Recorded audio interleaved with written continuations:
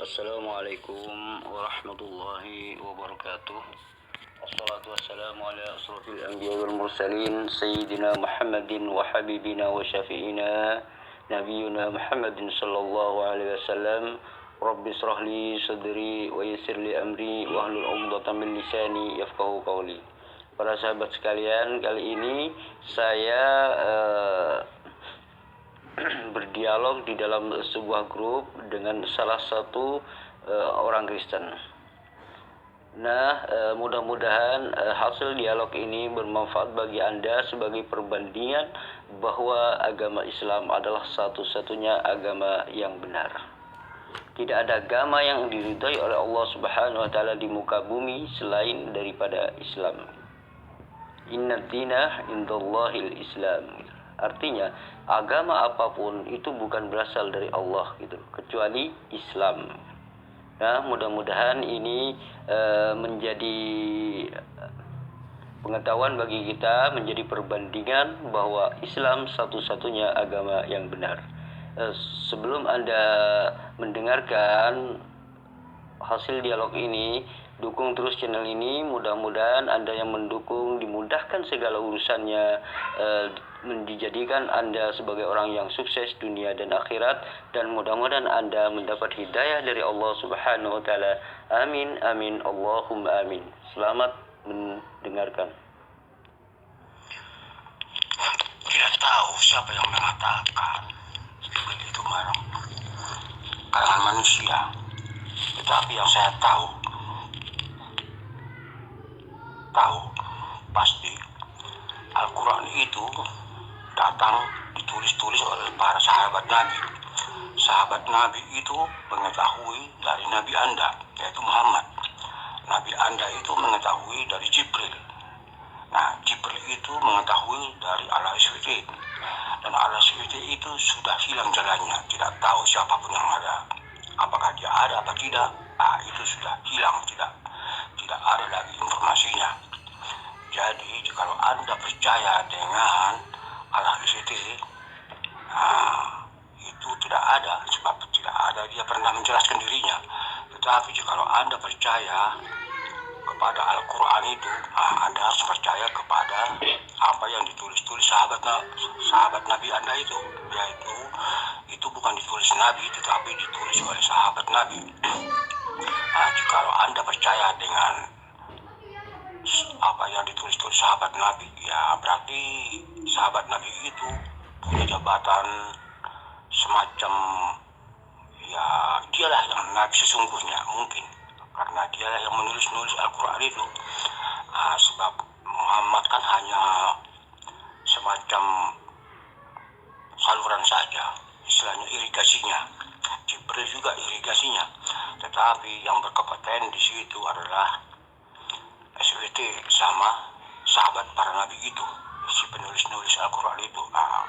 Itulah yang saya pahami, menurut saya bobrok, karena tidak ada yang bisa menjelaskan apakah itu dari siapa, dari SWT tidak dikenal.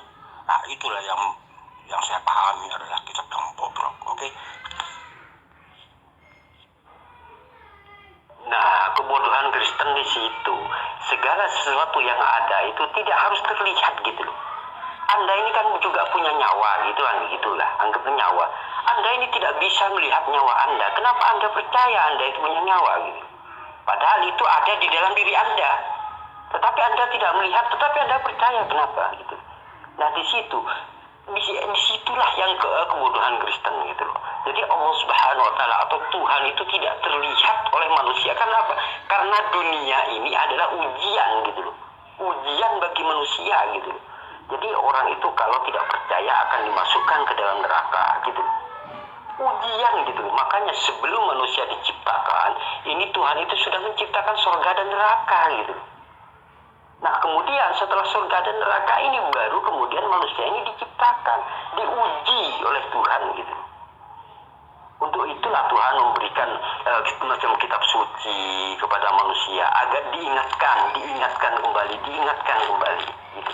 Agar manusia ini diberikan pikiran agar supaya bisa memikir, jangan asal percaya, pelajari benar-benar gitu, cari kebenaran gitu. Kalau umat Kristen kan beda, asal percaya aja. Bibelnya amburadul, percaya aja. Bibelnya dirubah, percaya aja. Itu kan perkonyolan. Jadi percaya kepada sesuatu yang sesat. Jadi bukan firman Tuhan. Dikatakan firman Tuhan ini artinya Kristen sudah percaya kepada sesuatu yang sesat gitu. Oke, saya paham yang Anda mengatakan itu. Anda beranalogi tentang Tuhan yang tidak kelihatan. Tuhan yang tidak kelihatan itu memang sejak semula tidak kelihatan, tetapi dia ada, harus menjelaskan bahwa dia memang sungguh ada. Bagaimana Tuhan menciptakan langit dan bumi dengan segala isinya jikalau dia tidak berkata-kata? Nah, dari perkataan itulah apa yang dikatakannya, dari yang tidak ada menjadi ada. Tuhan menciptakan langit dan bumi itu tidak di dalam pikirannya, tetapi dia berkata-kata, hendaklah ada langit dan bumi, lalu difirmankannya lah seperti yang dikehendakinya itu, maka terjadilah langit dan bumi menjadi ada. Jelas perkataan itu sudah ada. Demikian juga ketika Tuhan menciptakan manusia dari debu tanah, dia berfirman, baiklah kita menciptakan manusia menurut gambar dan rupa kita. Nah, itu sudah difirmankannya terlebih dahulu, tetapi setelah difirmankannya barulah Tuhan bekerja, berkarya dengan tangannya sendiri. Diambilnya dari debu tanah, dibentuknya menurut gambar dan rupa Allah itu, lalu diberinya lah napas. Anda tahu napas adalah kehidupan. Kehidupan itu ditiupkannya langsung dari mulut Tuhan itu sendiri ke hidungnya debu tanah yang sudah dibentuk menurut gambar dan rupa Allah itu sendiri. Sehingga itulah manusia pertama, Adam. Jelas, Adam sudah mengenal Tuhannya. Jikalau Anda mungkin sampai sekarang ini tidak tahu seperti apa Tuhan yang dikenal Adam dan Hawa itu. Nah, Adam dan Hawa sudah tidak ada lagi, sudah meninggal, sudah mati. Tetapi manusia, garis keturunannya sampai Anda sekarang itu masih ada, masih eksis. Apakah tidak? Anda akan bertanya, benarkah Tuhan menciptakan Adam menurut gambar dan rupa Allah? Nah, itu harus bertanya. Kalau Anda tidak bertanya, Anda sudah mengabaikan segala apa yang dikatakan Tuhan. Jadi Anda hanya beriman kepada tulisan apa yang tulisan yang terakhir. Terlepas itu apakah benar dari Tuhan ataupun hanya itu karya tangannya sahabat para nabi Anda, itu nanti lain hal. Tetapi yang jelas Tuhan itu ada. Tuhan itu menciptakan langit, menciptakan manusia menurut gambar dan rupa Allah, rupanya sendiri. Sudah dijelaskannya dan itu bisa diketahui hanya dalam diri Yesus Kristus Tuhan. Oke, jadi boleh Anda berpredik apa, mengatakan apapun tentang Yesus itu adalah hak Anda. Jikalau memang itu adalah yang benar, itu pun ya silakan saja. Tuhan pun juga berkata, Yesus berkata kepada muridnya, pergilah engkau kepada domba-domba yang hilang, jangan masuk belok kepada orang Samaria. Jadi jikalau Anda sebagai orang Samaria, bukan sebagai domba yang hilang, ya Anda silakan saja. Yesus sudah mengatakan itu, pergilah kepada domba-domba yang hilang, jangan membelok kepada orang Samaria. Jikalau Anda tidak menerima seperti orang Samaria itu bahwa Yesus adalah Tuhan, ya Tuhan tidak memaksa Anda. Dia hanya pergi ke tempat yang lain untuk mencari domba-domba yang hilang. Oke? Loh, kalau Tuhan turun, nggak perlu kitab suci, ngerti nggak kamu itu? Jadi Tuhan berfirman, Tuhan mengutus utusan utusan manusia itu karena manusia tidak mampu melihat Tuhan gitu. Maka Tuhan mengutus seseorang agar untuk menyebarkan sehingga ada kitab suci gitu. Kalau Tuhan nongol di dunia ngapain ya, pantas saja ditangkap Tuhan Anda sama orang Romawi, di masa diobok-obok sama orang Romawi. Karena Tuhan Anda tidak abadi. Karena mengalami perubahan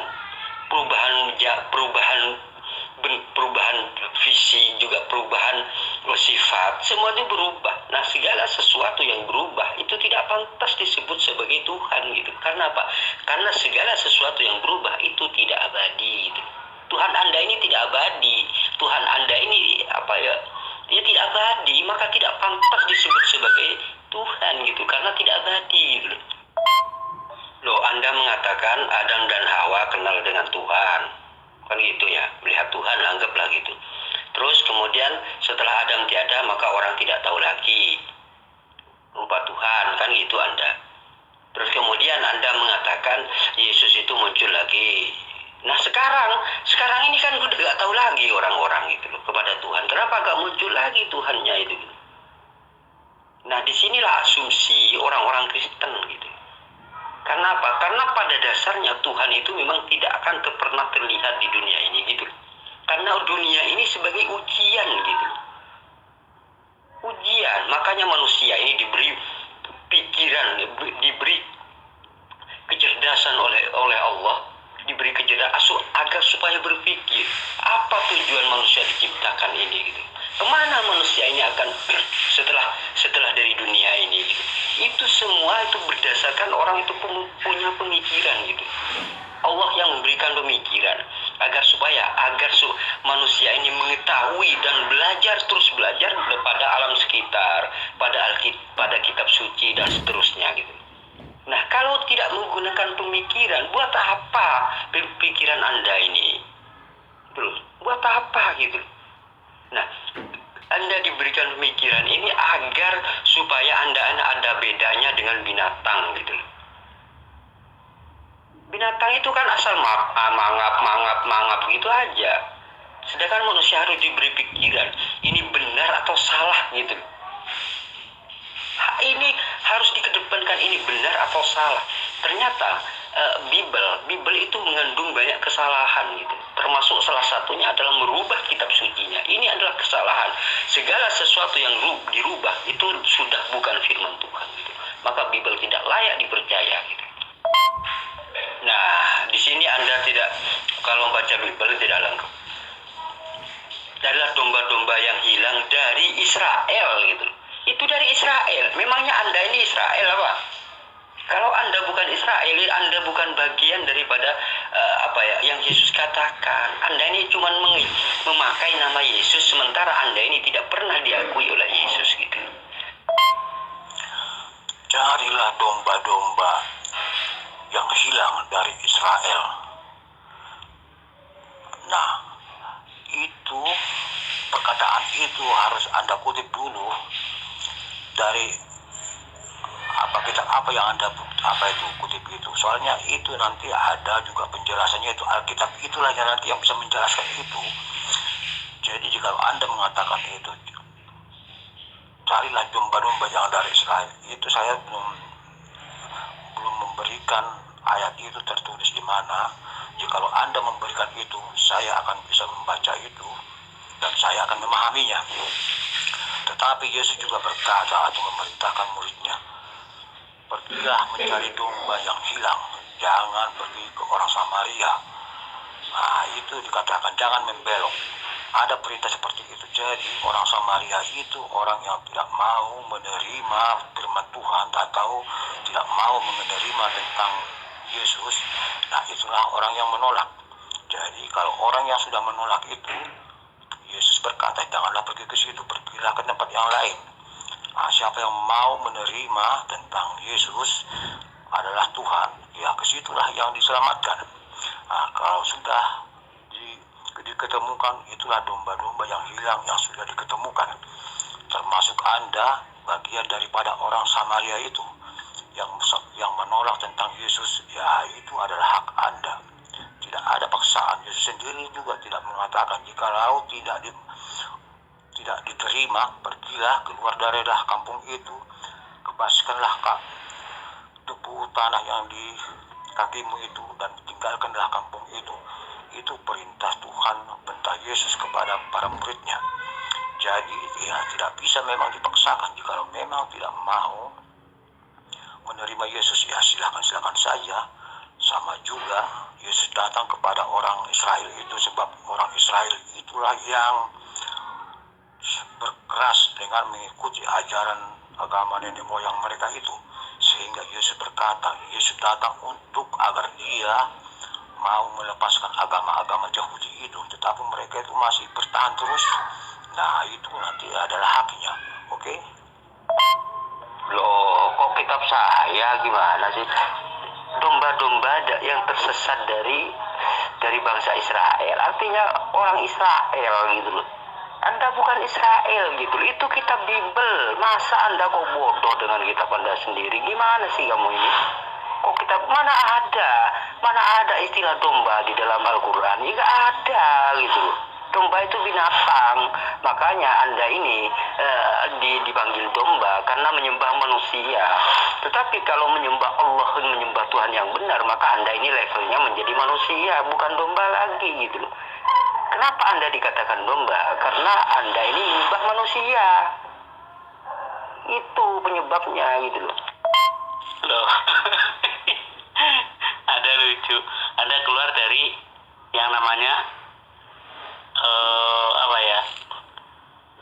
konsep riset manuskrip. Jadi konsepnya adalah, ya kan, kalau dalam Islam itu namanya sanad. Sanad itu artinya apa?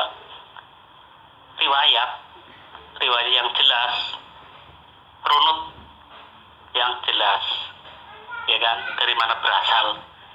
Al-Quran udah jelas sanadnya, ya kan. Kalau dibilang sanad itu udah jelas, yang mewahyukan Allah Subhanahu wa Ta'ala sebagai sumber pewahyuan.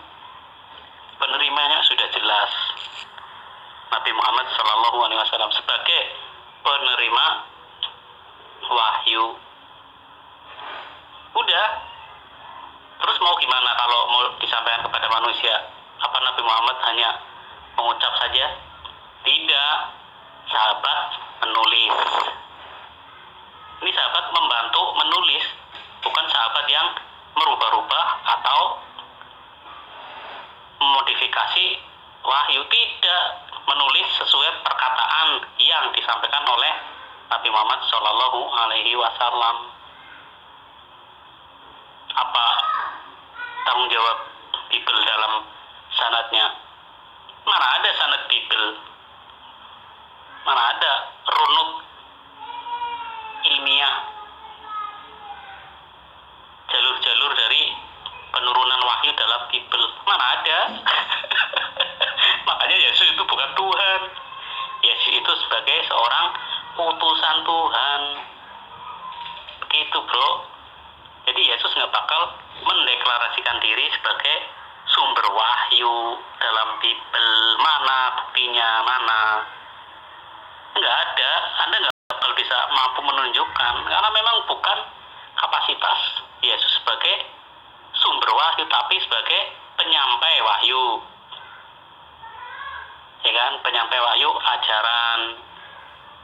Nah, ini namanya konsep risalah kenabian. Dan Kristen itu keluar dari konsep risalah kenabian karena apa? Ajarannya ajaran dari Paulus. Paulus itu membatalkan hukum Taurat Musa dan kontra dengan ajaran Yesus. Anda dicek lagi yang ini nih, Kisah Para Rasul itu 11, 25, 26. Dari dulu saya udah sering ngomong itu. Oke, lanjut. Loh, Anda ini menerima Yesus bukan sebagai Tuhan, tetapi sebagai utusan, sebagai manusia gitu loh. Baru Anda selamat. Kalau Anda percaya Yesus sebagai Tuhan, Anda celaka, Anda tersesat gitu. Karena apa? Karena Yesus tidak pernah mengajarkan dirinya sebagai Tuhan gitu loh. Anda ini seharusnya percaya Yesus itu manusia, percaya Yesus itu sebatas utusan, manusia yang diutus, jangan pernah dituhankan gitu loh. Kalau Anda percaya sebagai Tuhan Yesus ini, maka Anda ini termasuk orang yang sesat gitu loh. Dan Anda percaya pada orang lain, bukan kepada Yesus, karena Yesus tidak pernah mengajarkan dirinya sebagai Tuhan gitu loh. Murid-murid Yesus itu diutus kepada 12 suku Israel gitu loh. Itu loh. Jadi murid Yesus diutus kepada bangsa Israel juga, jangan menyimpang kepada bangsa lain gitu. Jangan sampai kepada bangsa lain gitu. Itu pesan dari Yesus. Anda ini orang Indonesia, Anda ini Yesus tidak akan pernah mengenal Anda gitu. Oke, saya mengatakan apa yang dikatakan Yesus kepada muridnya, pergilah mencari domba-domba yang hilang. Nah, yang Anda katakan itu memang orang Israel kepada domba-domba yang hilang. Tapi Yesus juga berkata, jangan engkau berbelok ke kota Samaria. Nah, sebab Yesus sudah tahu Samaria itu ya mungkin tidak mau mengerti orang yang sudah menolak tentang Yesus. Jadi itu dilarang, pergilah kepada domba-domba yang hilang. Tetapi itu pun Yesus berkata, jikalau kemana perginya itu ditolak di situ dia, Yesus juga memerintahkan agar meninggalkan tempat itu dan pergilah ke tempat yang lain. Nah, siapakah orang Samaria itu? Nah, jikalau Samaria itu, ya tentunya termasuk semua manusia yang menolak tentang ketuhanan Yesus. Nah, apakah Anda menerima ketuhanan Yesus? Jikalau Anda menerima ketuhanan Yesus, berarti Anda bukan bagian daripada orang Samaria. Tetapi jikalau Anda termasuk orang penolak, Anda satu golongan, satu kelompok dengan orang Samaria. Nah, itu pun juga orang yang belum mengenal tentang Sang Mesias yang sudah datang itu. Apakah Yesus? Jadi itulah yang dikatakan itu. Orang-orang Yahudi itu, mereka itu masih domba-domba yang hilang. Sehingga Yesus memerintahkan, aku diperintahkan untuk kepada domba orang Israel yang hilang. Sebab orang Israel itu sampai pada kedatangan Yesus itu belum menerima Sang Mesias yang dijanjikan itu sudah datang. Mereka lah domba-domba yang hilang. Tetapi jikalau orang yang tidak menerima, ya itulah orang Samaria, orang yang menolak tentang Sang Mesias datang. Nah, siapakah orang Mesias itu? Anda hanya menjawab kepada Anda yang menjawab sendiri. Apakah Anda orang Samaria? Ya, Anda yang menjawab. Jikalau Anda orang Samaria, wajar Anda menolak kemesiasan Yesus. Tetapi jikalau Anda bukan orang Samaria, berarti Anda mengakui Yesus adalah Sang Mesias yang sudah datang ke bumi itu. Jadi itu menjawab. Sekalipun itu tidak ditujukan kepada orang Arab, tetapi orang Arab harus berpikir, oh berarti orang Arab itu yang tidak menerima Sang Mesias adalah bagian daripada orang Samaria. Tetapi kalau domba yang hilang, masih ada kemungkinan tetap akan ditemukan, oke? Sebab dia hanyalah bersifat hilang, bukan orang yang menolak. Itulah makna daripada bangsa Israel diutus kepada bangsa Israel. Oke, paham ya? Loh, Yesus ke Samaria aja yang dekat dengan Israel itu gak boleh gitu. Apalagi Anda ini orang Indonesia mau mengikuti Yesus, ya ditendang Anda sama Yesus. Sudah jelas pesan di situ adalah dari bangsa Israel aja gitu, tidak boleh menyimpang ke bangsa lain, ke bangsa Samaria dan seterusnya gitu. Gak boleh kata Yesus.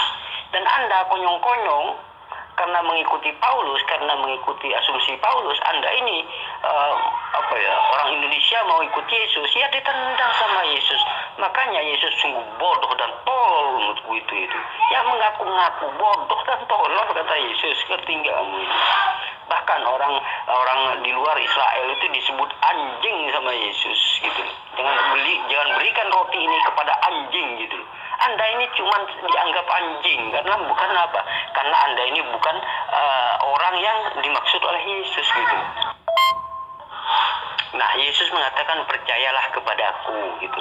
Percaya sebagai apa? Ya sebagai manusia utusan gitu. Jangan percaya kepada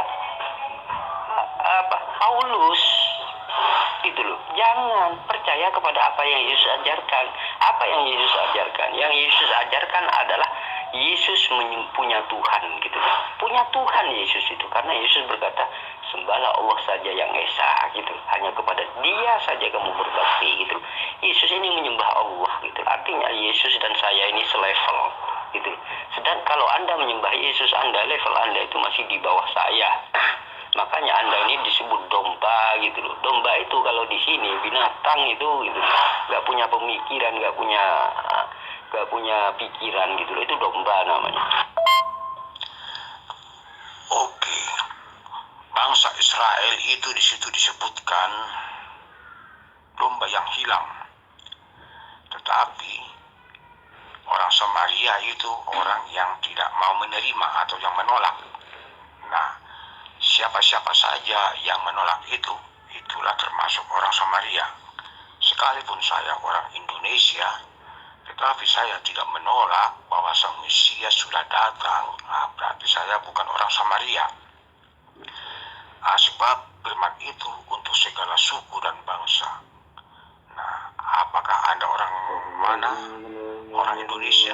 Anda pun kalau Anda penolak tentang Sang Mesias sudah datang, ya Anda pun tergolong dari golongan Samaria.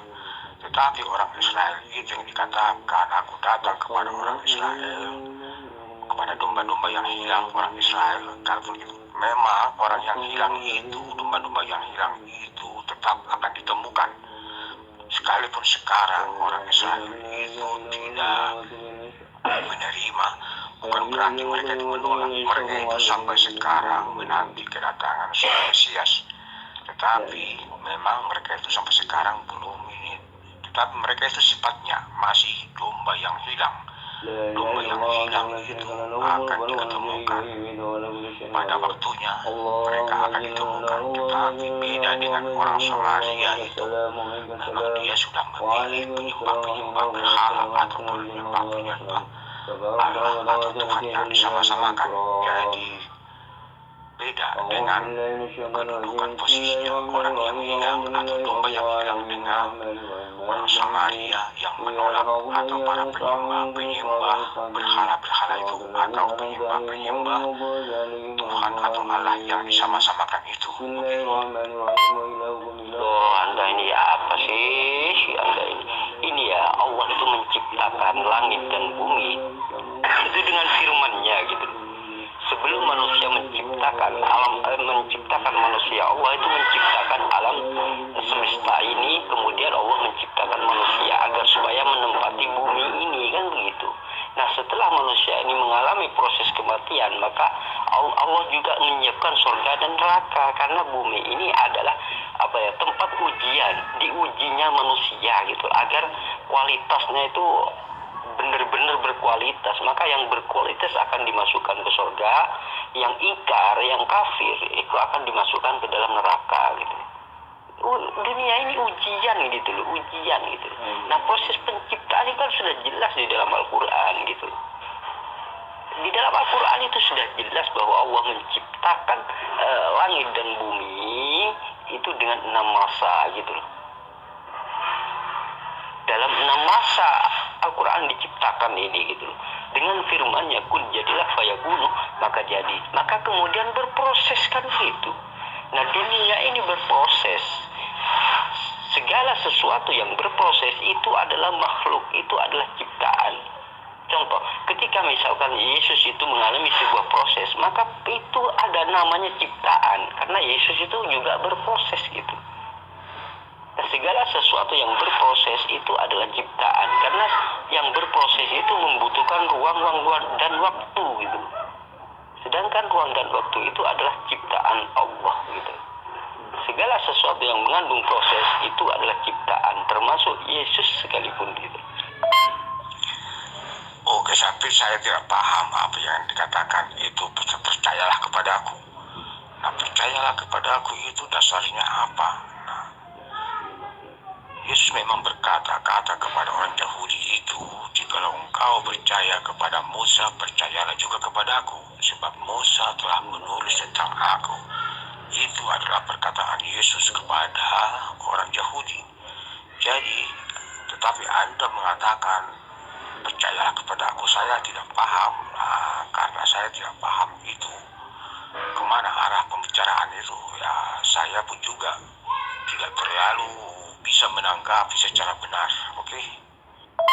Oke, Anda sudah mengakui ya, runut-runut Al-Quran, ya kan? Dari sumber wahyu, pembawa pesan, dan penerima wahyu. Ini dulu ya, dikunci ya. Anda sudah mengakui loh.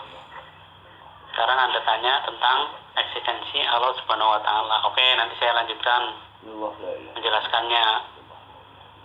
Dipahami dulu itu tadi itu, dikunci runutnya. Al-Quran jelas ya, berarti Anda mengakui Al-Quran itu asli dari sumbernya, yaitu Allah Subhanahu wa Ta'ala yang menurunkan. Nah, di sini Anda sekarang menanyakan tentang eksistensi Allah Subhanahu wa Ta'ala ya. Oke, saya lanjut nanti. Nah, ketika Anda mengatakan percayalah kepada jika kamu percaya kepada Musa, percayalah kepadaku. Kenapa? Sebab Musa menulis tentang aku. Jangan mengasumsikan di sini Yesus Tuhan gitu. Jangan pernah mengasumsikan bahwa Yesus itu Tuhan gitu. Kenapa? Ketika di dalam Taurat Musa juga ada kisah Fir'aun gitu loh. Juga di situ Musa itu juga mengajak dari orang-orang Israel ini dari Fir'aun. Jadi ketika Musa misalkan dalam kitab Musa itu ada Fir'aun menulis tentang Fir'aun, apakah Anda mau menuhankan Fir'aun? Ya di sinilah kalau ketika ada sebab Musa menulis tentang aku, itu namanya nubuatan gitu loh. Bukan berarti dia Tuhan gitu loh. Bukan berarti Tuhan, jadi manusia. Fir'aun pun tertulis di dalam Taurat gitu loh. Ceritanya itu tertulis juga di dalam Taurat. Apakah Musa menulis tentang Fir'aun, tentang Israel, tentang orang-orang yang bebal? Apakah Anda mau menuhankan semua karena Musa menulis tentang Fir'aun? Nah, disinilah yang Anda tidak pahami gitu. Gak ada istilah Yesus itu. Nah, ketika misalkan gini ya, percaya kepadaku kata Yesus. Ini bukan berarti percaya Yesus sebagai Tuhan. Kenapa? Karena Yesus tidak pernah mengajarkan dirinya sebagai Tuhan. Yesus hanya mengajarkan dirinya itu adalah menerima wahyu.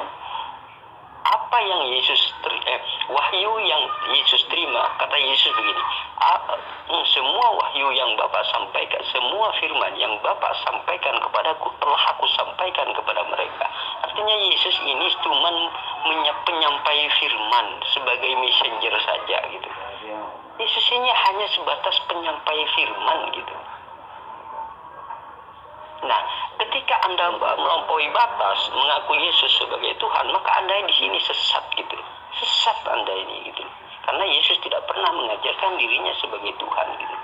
Nah, kemudian ada orang lain yang mengklaim sebagai Tuhan Yesus ini, dan Anda percaya kepada orang itu gitu loh. Anda tidak percaya kepada Yesus gitu loh. Itu permasalahannya gitu loh. Jadi ya orang yang beranggapan Yesus itu sebagai Tuhan itu hanya klaim orang lain, bukan ajaran Yesus. Klaim orang lain gitu loh. Orang yang menyesatkan menggunakan nama Yesus gitu loh. Oke, betul. Anda mengatakan Allah menciptakan langit dan bumi dengan firman-Nya. Tetapi saya juga ingin saya ketahui. Allah yang mana itu? Allah SWTK atau Allah yang firman? Sebab Allah itu ada dua, atau Tuhan itu juga ada dua, yaitu Tuhan atau Allah yang menciptakan langit dan bumi, ataupun juga Tuhan yang disama-samakan. Nah, ada banyak ajaran yang menganut Tuhan, tetapi Tuhan yang disembah-sembah orang itu adalah Tuhan yang disama-samakan atau Tuhan yang diserupa-serupakan. Jika Anda mengatakan Tuhan menciptakan langit dan bumi adalah betul, tapi diciptakan dengan firman-Nya. Jikalau memang langit dan bumi dengan segala isinya itu diciptakan dengan firman-Nya, itu Anda harus jelaskan apakah itu Allah SWT yang Anda maksud. Jikalau itu Allah SWT, pernahkah Allah SWT berfirman atau berkata-kata? Jikalau pernah, Kenapa Allah SWT itu wujudnya zat? Apakah Tuhan yang disembah Adam dan Hawa itu adalah bertuhan kepada zat?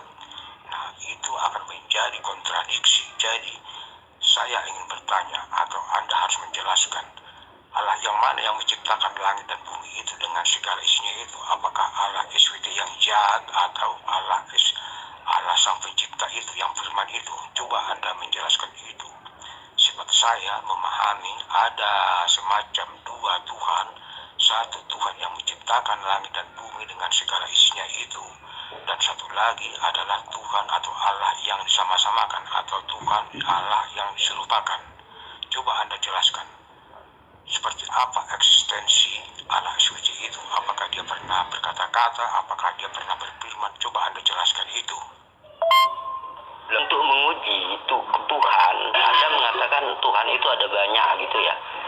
Tuhan itu ada banyak segala macam. Nah, sebenarnya Anda ini diberikan pikiran gitu. Bagaimana caranya itu benar-benar untuk mengetahui benar-benar Tuhan gitu. Tuhan sudah memberitahukan kepada manusia, Tuhan itu abadi. Gitu loh. Tuhan itu selain maha kuasa juga abadi, kan begitu ya. Nah, kedua kalimat ini, kedua maha kuasa dan abadi ini sandingkan pada sesuatu yang dianggap Tuhan. Contoh gini, Anda menuhankan Yesus gitu. Sandingkan kalimat maha kuasa dengan abadi ini. Jika gagal, maka pasti bukan Tuhan. Contoh ya, Yesus ini Anda anggap Tuhan. Apakah Yesus maha kuasa? Okelah, Anda anggap itu maha kuasa. Terus kemudian apakah Yesus abadi? Ternyata Yesus tidak abadi gitu. Kenapa? Karena Yesus mengalami sebuah perubahan gitu. Dan juga pernah mengalami kematian. Segala sesuatu yang mengalami perubahan dan pernah mengalami kematian itu namanya tidak abadi gitu. Walaupun dia itu bangkit 1000 kali pun, kalau dia itu pernah mengalami kematian, dia itu tidak abadi namanya. Dan juga mengalami sebuah perubahan. Segala sesuatu yang berubah ini tidak abadi. Maka di sini Yesus gagal dianggap sebagai Tuhan karena tidak abadi gitu. Artinya Yesus tidak pantas, tidak layak disebut sebagai Tuhan gitu karena tidak abadi gitu. Loh, kalau Anda bertanya tentang zat itu apa sih? Zat itu adalah bahasa Arab. Nah, jika di bahasa Arab ditranslate ke dalam bahasa Indonesia, diterjemahkan, maka akan pribadi gitu. Itu zat namanya. Gitu. Zat itu adalah sebuah pribadi Tuhan gitu. Zat namanya gitu. Bahasa Arabnya adalah zat. Nah, ketika kalimat zat ini adalah ditranslate ke dalam bahasa Indonesia, akan maknanya itu adalah pribadi Tuhan gitu. Yang tidak pernah terlihat oleh manusia selama manusia ini di dunia ini gitu loh. Gak pernah terlihat gitu loh. Karena apa? Karena manusia ini mempunyai keterbatasan dalam pandangannya. Jangankan mau melihat Tuhan, melihat anggota yang ada di dalam diri Anda, Anda nggak akan melihat gitu loh. Gak akan pernah melihat. Contohnya Anda ini punya roh, Anda ini bukan punya nyawa. Anda ini tidak pernah melihat nyawa Anda ini seperti apa gitu loh. Padahal nyawa itu ciptaan Tuhan gitu loh. Melihat ciptaannya aja Anda gak mampu gitu loh. Itulah keterbatasan manusia gitu loh. Nah, yang disebut dengan zat ini adalah sebuah pribadi Tuhan. Itu zat namanya. Jadi bedakan antara zat dan zat loh. Anda ini harus tahu itu perbedaannya. Bukan zat.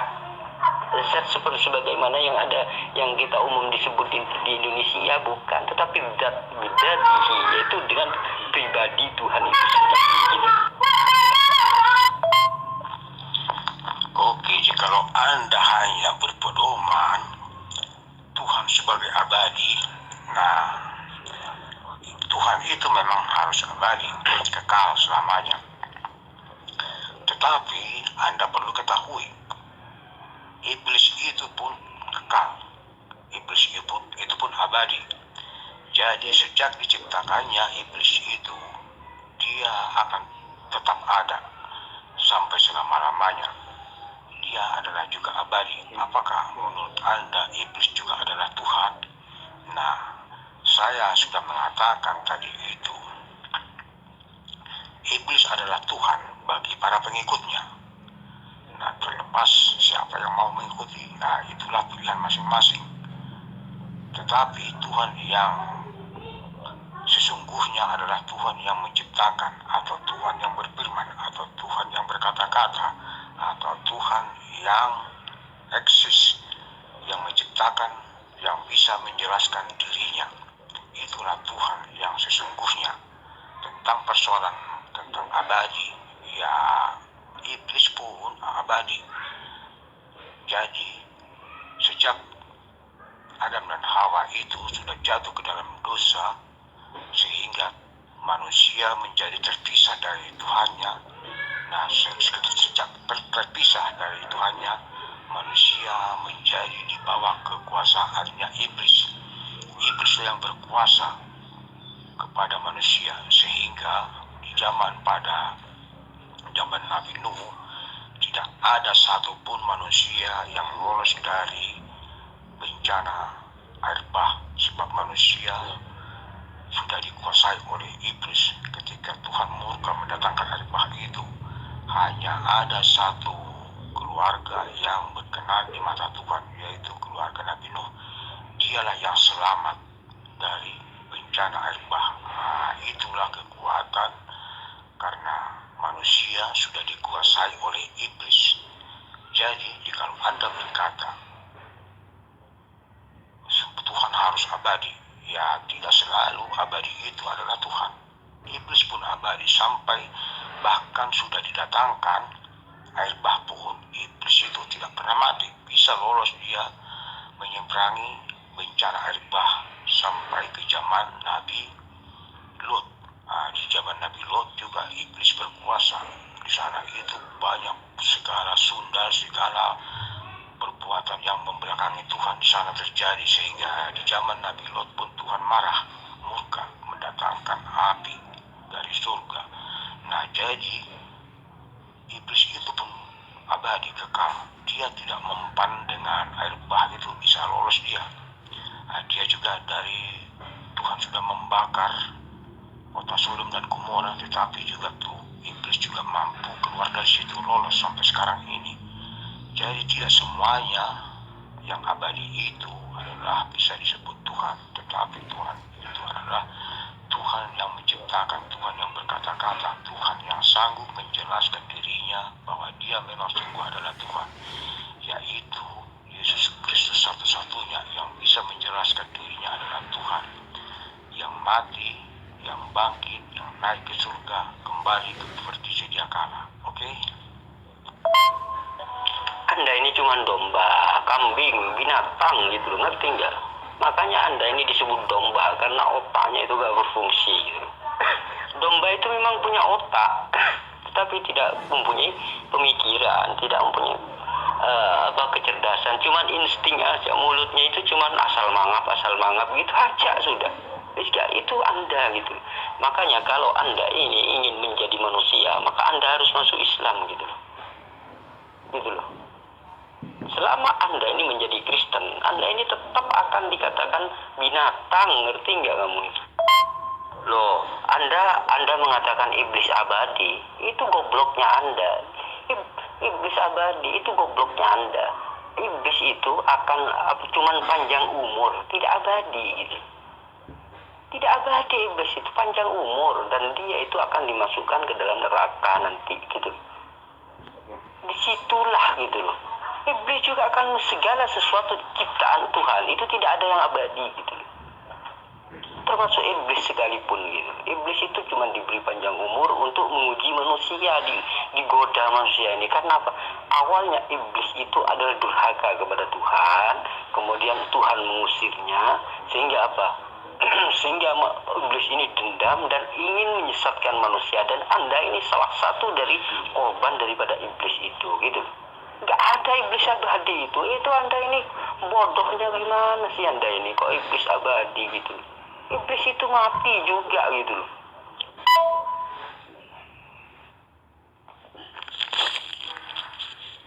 Nah, begitulah hasil dialog saya dengan salah satu pendeta di dalam grup diskusi.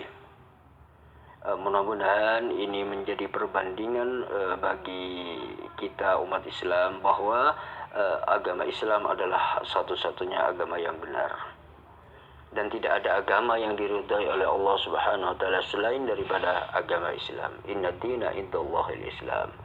Dukung terus channel ini dan terima kasih atas dukungannya.